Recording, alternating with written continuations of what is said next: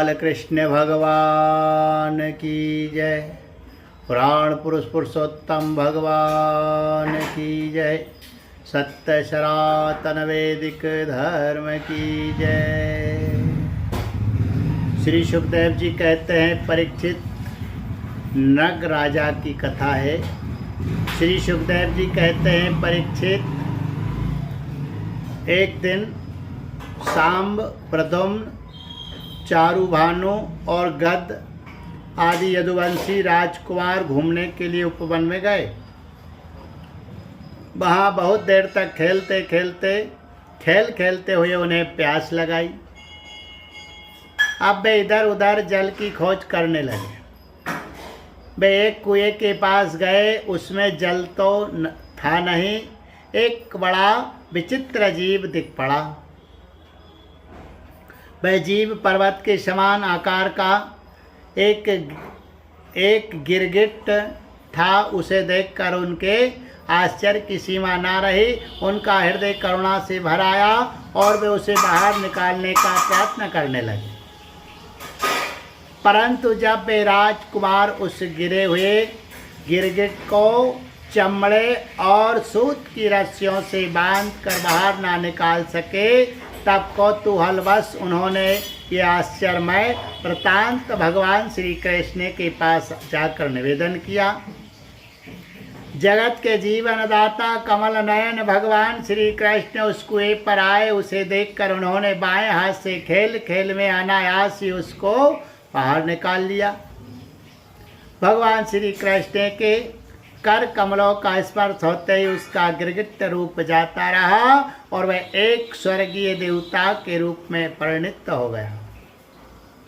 अब उसके शरीर का रंग तपाए हुए सोने के समान चमक रहा था और उसके शरीर पर अद्भुत वस्त्र, आभूषण और पुष्पों के हार शोभा पा रहे थे।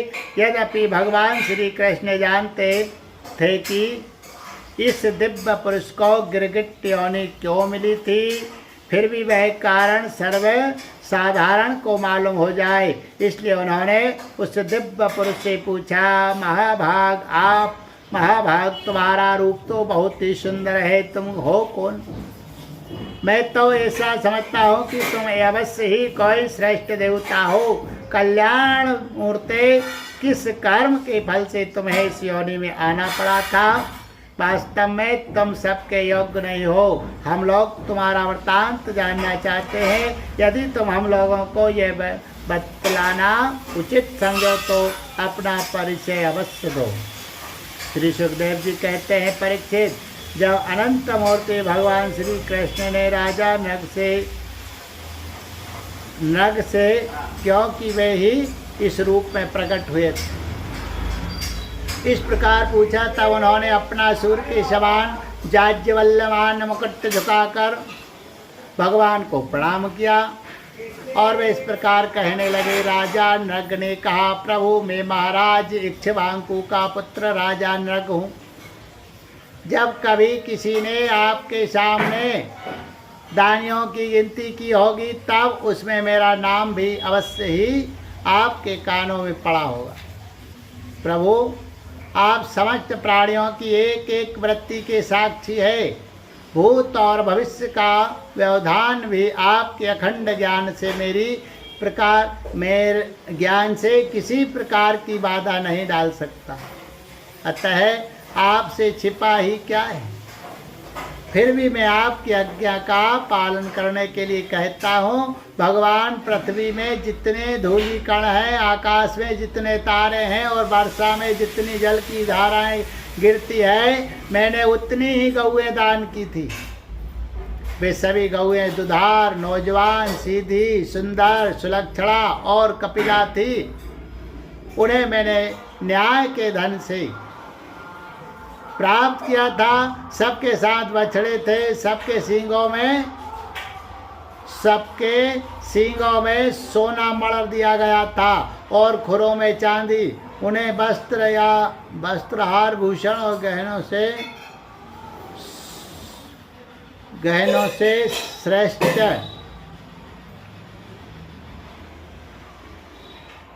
वस्त्रहार और गहनों से सजा दिया जाता था। ऐसी गौएं मैंने दी थी। सुंदर सुलक्षणा और कपिला थी, उन्हें मैंने न्याय के धन से प्राप्त किया था। सबके साथ बछड़े थे, उनके सींगों में सोना मढ़ दिया गया था और खुरों में चांदी, उन्हें वस्त्रहार और गहनों से सजा दिया जाता था। ऐसी गौएं मैंने दी थी। भगवान, मैं युवावस्था से संपन्न श्रेष्ठ ब्राह्मण कुमारों को, जो सद्गुणी शीतल संपन्न कष्ट में पड़े हुए कुटुंब वाले दम्भरहित तपस्वी वेद पाठी शिष्यों को विद्यादान करने वाले तथा सच्चरित्र होते वस्त्राभूषण से अलंकृत करता और उन गौओं का दान करता।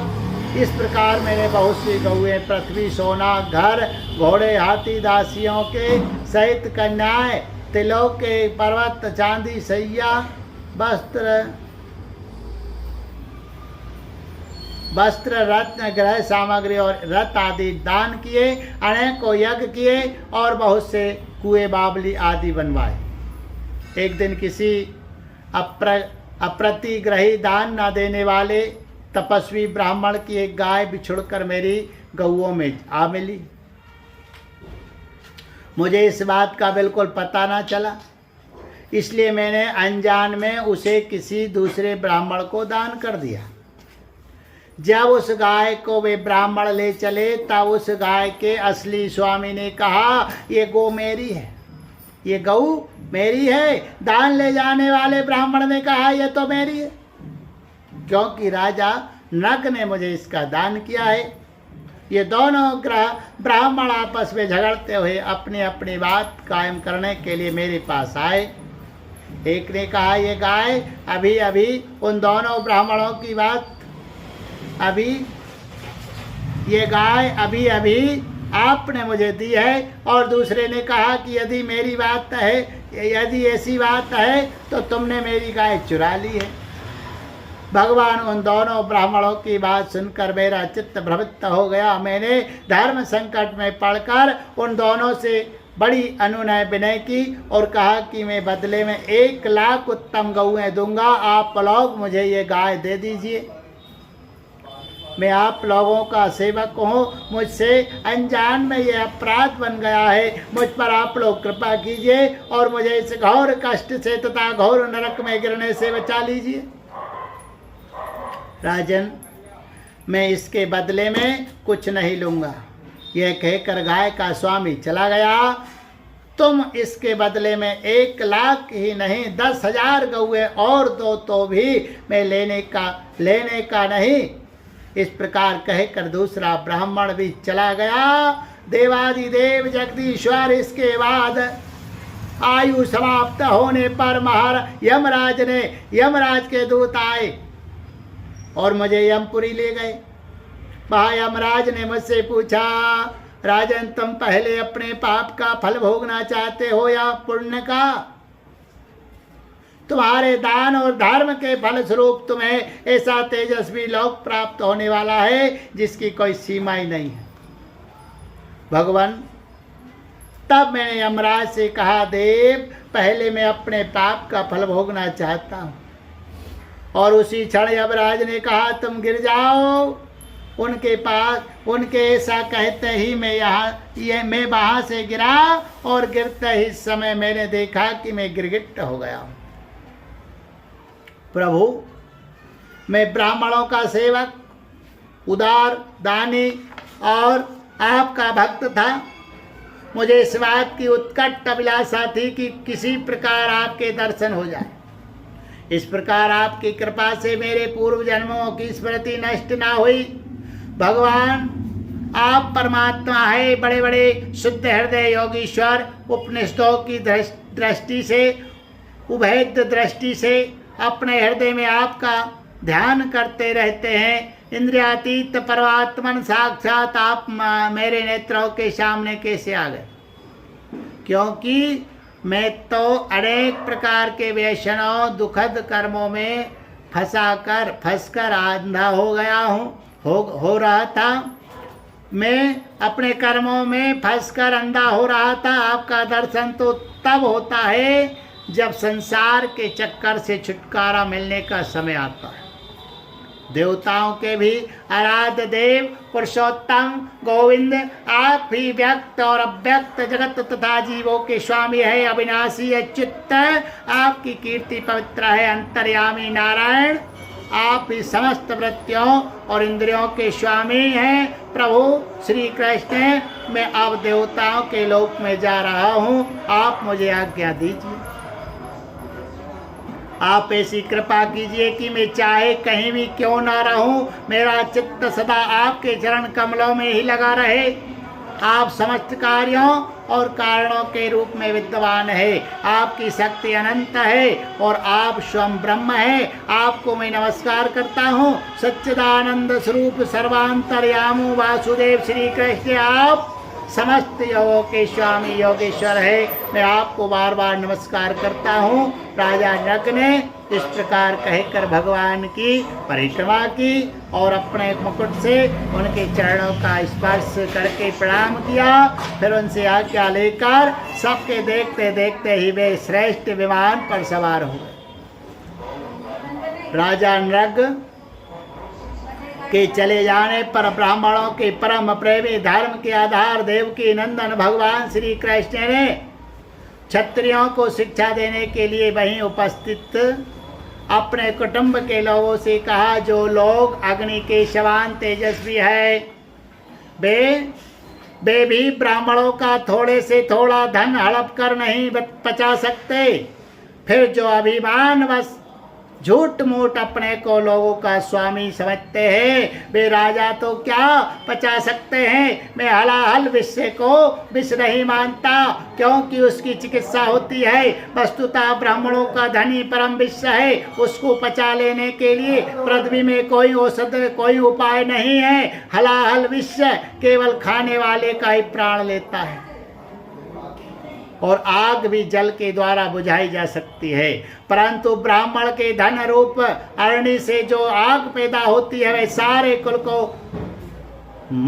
समूल जला डालती है। ब्राह्मण का धन यदि उसकी पूरी सम्मति लिए बिना भोगा जाए तो वह भोगने वाले उसके लड़के और पौत्र इन तीन पीढ़ियों को ही चौपट करता है।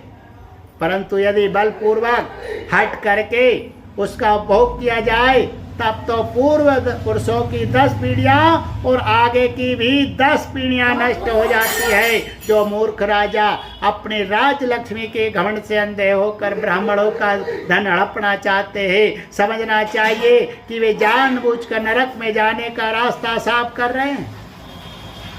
वे देखते नहीं कि उन्हें अधः पतन के कैसे गहरे गड्ढे में गिरना पड़ेगा। जिन उदार हृदय और बहु कुटुंबी ब्राह्मणों की वृत्ति छीन ली जाती है, उनके रोकने पर उनके आंसू की बूंदों से धरती के जितने धूली कण भींगते हैं, उतने वर्षों तक ब्राह्मण के सत्व को छीनने वाले उस उच्च श्रृंखल राजा और उसके वंश को भी कुंभीपाक नरक में दुख भोगना पड़ता है। जो मनुष्य अपनी या दूसरों की दी हुई ब्राह्मणों की वृत्ति उनकी जीविका के साधन छीन लेते हैं, वे 60,000 वर्ष तक विष्ठा के कीड़े होते हैं। इसलिए मैं तो यही चाहता हूँ कि ब्राह्मणों का धन कभी भूल से भी मेरे कोष में न आए, क्योंकि जो लोग ब्राह्मणों के धन की इच्छा भी करते हैं उसे छीनने की बात तो अलग रही, वे इस जन्म में अल्पपायु शत्रुओं से पराजित और राज भ्रष्ट हो जाते हैं और मृत्यु के बाद भी वे दूसरों को कष्ट देने वाले सांप ही होते हैं। इसलिए मेरे आत्मियों, यदि ब्राह्मण अपराध करे तो भी उससे द्वेष मत करो।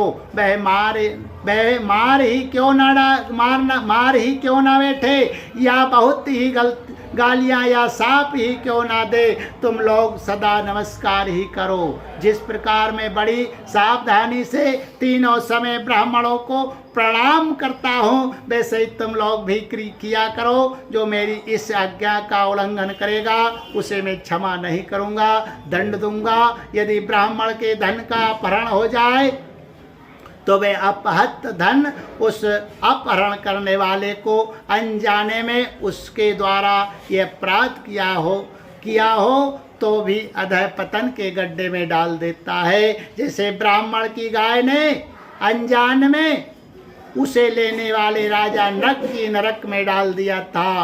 परीक्षित समस्त लोकों को पवित्र करने वाले भगवान श्री कृष्ण ने द्वारका वासियों को इस प्रकार उपदेश देकर अपने महल में चले गए। बोलिए गोविंद गोपाल कृष्ण भगवान की जय, सत्यनारायण भगवान की जय, सत्य सनातन वैदिक धर्म की जय, पुराण पुरुष पुरुषोत्तम भगवान की जय।